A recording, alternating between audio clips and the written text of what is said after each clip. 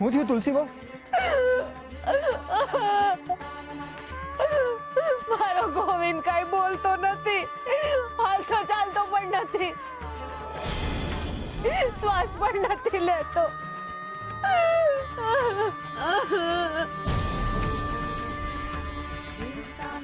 નથ,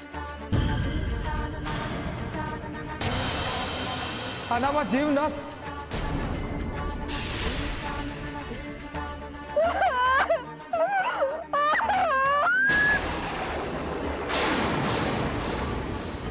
આવું થયું? અચાનક શું થઈ ગયું? માણસે કર્યું. મારા દીકરાને જીવતે જીવ કૂદી નાખ્યો.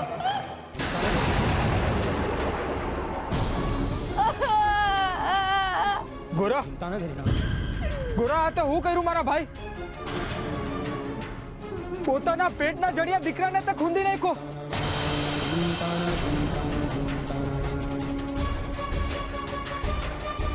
ગોરા, ગોરા, આ તો હું કર્યું મારા ભાઈ?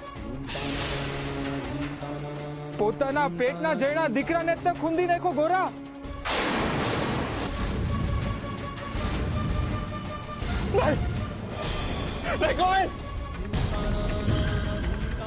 ખબરદાર જો મારા દીકરાને હાથ લગાડ્યો છે તો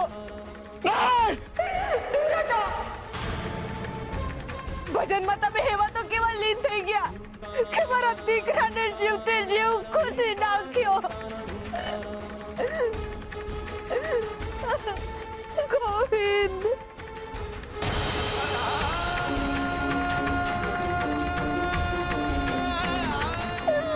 ગોવિંદ,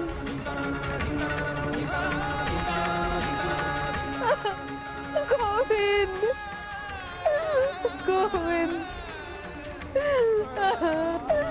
ગોવિંદ.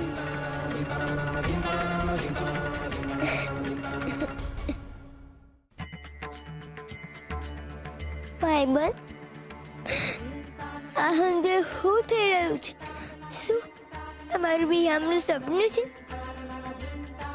કોનાથી ને પોતાનું સુવાળું ખૂંદાઈ ગયું? તમે કેમ આવું કર્યું મારી સાથે? મને ખૂબ જ દુઃખ અને ખૂબ જ પીડા થઈ રહી છે. તમે કેમ કર્યો મારી સાથે? કારણ કે ગોરા, હવે તારે ફક્ત મારા ભક્ત બનીને નથી રહેવાનું, એક દાખલો બનવાનું છે, ઉદાહરણ બનીને રહેવાનું છે. એટલે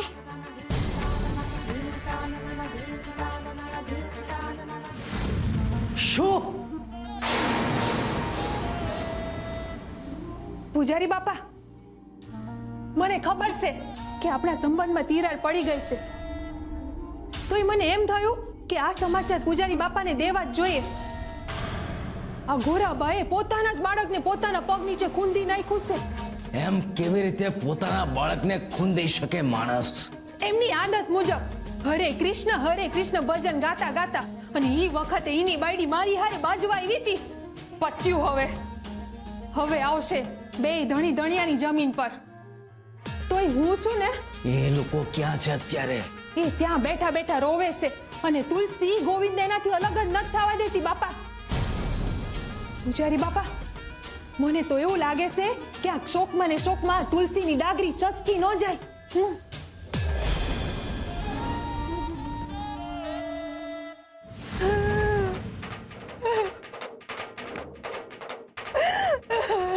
તુલસી બહુ, ગોવિંદને મને આપી દો. નહીં, હું મારા બાળકને કોઈને નહીં આપું, ક્યાંય નહીં લઈ જવા દઉં.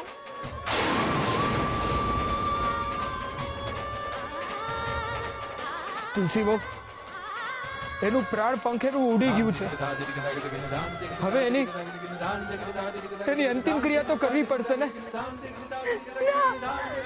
મને ભરોસો છે, મારો ગોવિંદ પાછો આવી જશે.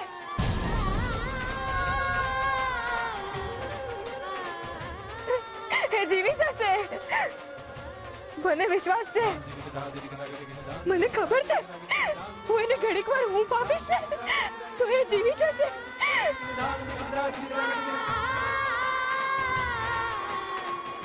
અને શ્વાસ લેવા માંડશે.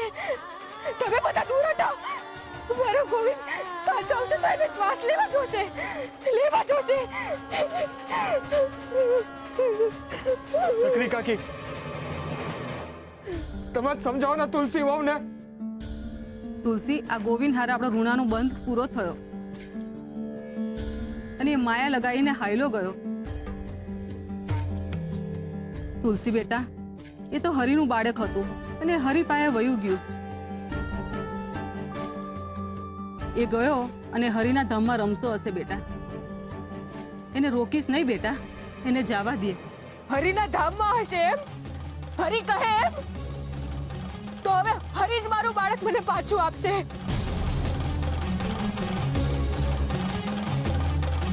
હું મારા ગોવિંદને હરિ પાસેથી પાછો લઈ આવીશ. પાછો લઈ આવીશ. તુલસી વહુ,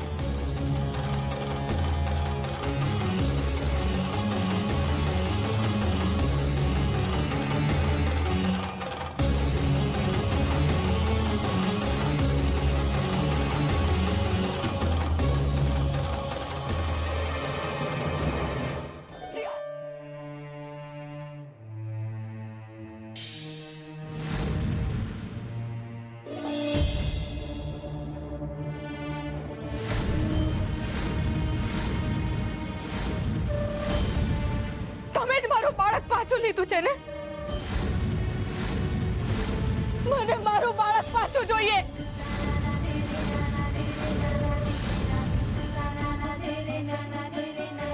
જો એક બાપ પોતાના બાળકને મારી શકતો હોય તો એની માં એના બાળકને પાછું પણ લાવી શકે છે. જ્યાં સુધી મને મારું બાળક પાછું નહીં મળે ત્યાં સુધી હું મારું માથું તમારા મંદિરના પગથિયે કોટ્યા કરીશ, કોટ્યા કરીશ, કોટ્યા કરીશ, કોટ્યા કરીશ, કોટ્યા કરીશ, કોટ્યા કરીશ. તુલસી, ખબરદાર, જો મારું નામ લીધું છે તો આજથી તમારા અને મારા સંબંધ પૂરા. આજથી ફક્ત ને ફક્ત તમે મારી નજરમાં મારા દીકરાના ખૂની છો. એનાથી વિશેષ બીજું કાંઈ નહીં.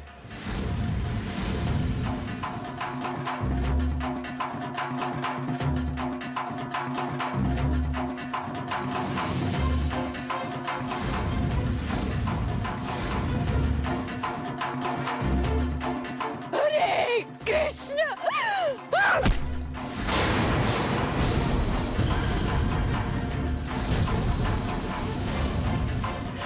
હરે કૃષ્ણ.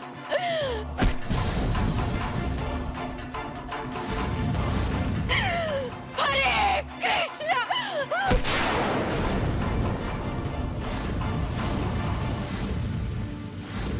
ગોરા, ગોરા, ભાઈ એમ બે હું રહ્યો છે. તુલસી વહુના રોક. હરે કૃષ્ણ.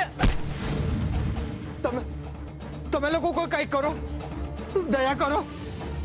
તુલસી વહુ, તમારા ઉપર આવો અત્યાચાર ના કરો. તુલસી વહુ, હરે કૃષ્ણ. હરે કૃષ્ણ. મીઠી, મીઠી, તું તો તુલસી વહુને કઈક સમજાવ.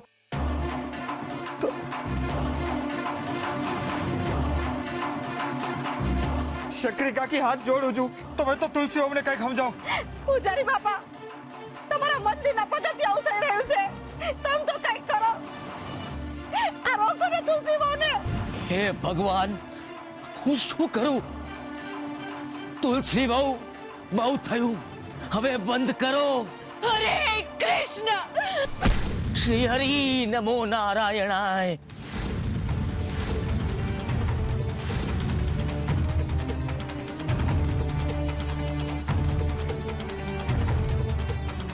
હરે કૃષ્ણ.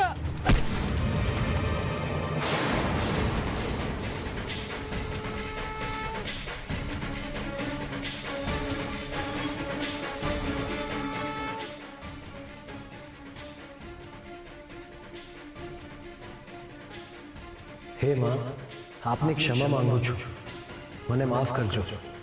હે માતા, હું બહુ સારી રીતે જાણું છું કે એક માતા માટે પોતાનું બાળક ગુમાવવું ખૂબ જ પીડાદાયક પરિસ્થિતિ હોય છે, અને એટલા માટે જ હું તમારી ક્ષમા માંગુ છું માતા.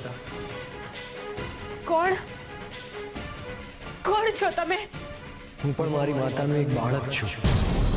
હું પણ મારી માતાથી જન્મતાની સાથે જ વિખૂટો પડી ગયો હતો. હે માતા, એક વાત મને હંમેશા ખટકતી રહેતી હતી કે હું જન્મતાની સાથે જ મારી બંને માતાઓથી વિખૂટો પડી ગયો હતો. મને ક્યારેય એવો વિચાર નહોતો આવ્યો કે મારાથી વિખૂટા પડીને મારી માતાને કેવું લાગ્યું હશે.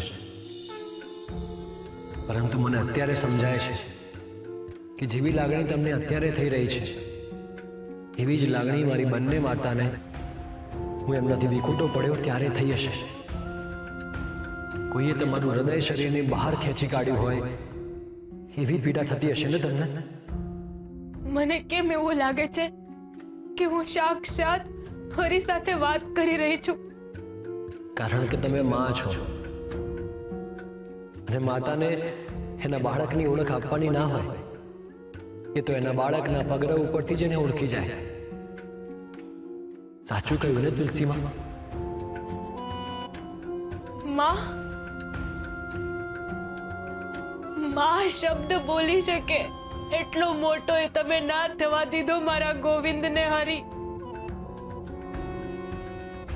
આવું મારી સાથે તમે કેમ કર્યું? હરી, એવું તો અમે કોઈનું શું બગાડ્યું છે? કોઈ દિવસ કોઈની ટીકા કે ટિપ્પણી નથી કરી. તનતોડ મહેનત કરીને અન્ન ખાધું છે, દાન પુણ્ય કર્યા છે, તો પછી અમારી સાથે આવું કેમ? મારા બાળકને મેં 7 મહિના મારા પેટમાં રાખ્યો હતો, અને તમે 2 મહિના વહેલા એને મારી પાસે મોકલી દીધો હતો. એનો અર્થ એવો નથી થતો કે તમે એને મારી પાસેથી આટલો વહેલો પાછો બોલાવી લો. મેં તમારી પાસેથી એવું તે શું લઈ લીધું કે તમે મારી પાસેથી મારું બાળક છીનવી લીધું? એ પણ આ માણસની બેદરકારીના લીધે. ગોરા ભગત મારી ભક્તિમાં ડૂબેલા હતા તુલસીમાં. એવી તે કેવી ભક્તિ? હરી, કે જે પોતાની જાગમાં પોતાના પેટના જણિયાને હોમી દે? એવી તે કેવી ભક્તિ? હરી, કે જે પોતાના સગા દીકરાને પોતાના જ પગ નીચે ખૂંદી નાખે? સાવ આવી ભક્તિ હોય? હરી, મારે હવે તમારી કોઈ વાત નથી સાંભળવી. મારે તમારું કોઈ આશ્વાસન નથી જોઈતું. મને ફક્ત મારું બાળક, મારો ગોવિંદ મને પાછો જોઈએ છે, બસ. હવે તે કઈ રીત છે તમારી કોઈ બાળકને પાછું બોલાવી લેવાની? કૃષ્ણ, મારું બાળક ગુંગળાઈ ગયું હશે, એની શ્વાસ નળી દબાઈ ગઈ હશે, એ રડી પણ નહીં શક્યો હોય. એવું તો મારા દીકરાએ તમારું શું બગાડ્યું હતું કે તમે એને આવું મોત દીધું? મારા બાળકને આટલી પીડા કેમ? એને કેટલી પીડા થઈ હશે? છેલ્લી ઘડીએ એને મારી યાદ આવી હશે, એનું મન મને ગોતતું હશે, એનું મન પોકારી ઉઠ્યું હશે કે માં, માં મને બચાવી લે, મને બચાવી લે, આ બેદરકાર બાપથી મને બચાવી લે. પણ હું એને બચાવી ન શકી, કારણ કે હું તમારા ભક્ત ગોરા કુંભારનું સ્વમાન મીઠીના પગ નીચે કુંદાઈ ન જાય એ માટે એની સાથે બાજતી હતી. પણ મને ક્યાં ખબર હતી કે એ વખતે મારું માતૃત્વ, મારું બાળક, મારું જીવન એમના પગ નીચે ખુંદાઈ રહ્યું છે. મારા બાળકને આટલી બધી પીડા કેમ? મને જવાબ જોઈએ કૃષ્ણ, મને જવાબ જોઈએ. મને જવાબ જોઈએ હરી, મને જવાબ આપો. તુલસી માં, તમારો ગોવિંદ ગયો પછી એક વાર પણ તમે એનો ચહેરો શાંતિથી જોયો છે? એનો ચહેરો? મારે મારા મરેલા બાળકનો ચહેરો નહીં, મારા હસતા રમતા જીવતા બાળકનો ચહેરો જોવો છે. તમને ખબર છે, જેટલી વાર એ તમારું નામ સાંભળતો કે ખિલખિલાટ હસી પડતો તો. અને મારું જ નામ સાંભળીને એણે છેલ્લા શ્વાસ લીધા છે. એ કેમ ભૂલી ગયા તમે તુલસીમાં? જરાક એનું મોં તો જોઈ જુઓ તુલસીમાં.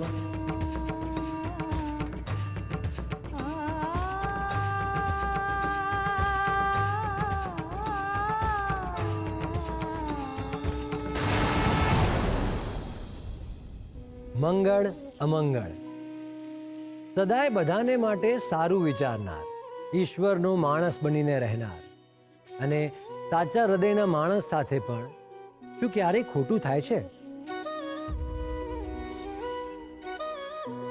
શું એમના જીવનમાં પણ તકલીફો આવે છે? આવો પ્રશ્ન ઘણીવાર થતો હોય છે. પરંતુ આવા સમયે યાદ કરવું કે તકલીફો તો ઈશ્વરને પોતાને પણ આવે છે, ફક્ત ઈશ્વરનું નામ લેનારને જ નહીં. ઘણીવાર ઈશ્વરનું નામ લેતા લેતા પણ દુઃખના ડુંગર નીચે દબાઈ જવાય છે. તો પછી મનમાં પ્રશ્ન થાય છે કે ઈશ્વરના નામના મહિમાનો અર્થ શું છે? અર્થ એ છે કે જેના હોઠ ઉપર હરિનું નામ હોય છે, એની છાતીમાં દુઃખ સહન કરવાનું હામ ઈશ્વર આપે છે. સામાન્ય મનુષ્ય નાનકડી વાતમાં પણ ડગી જાય છે, મૃત્યુનો માર્ગ શોધે છે. જ્યારે આધ્યાત્મ તરફ વળેલો મનુષ્ય તકલીફોને તક બનાવીને સુખનું સરનામું શોધી જ લે છે. અને એટલે જ કૃષ્ણને કાયમ સાથે રાખવો. અમંગળમાં પણ હરિ મંગળ બનીને આવે છે.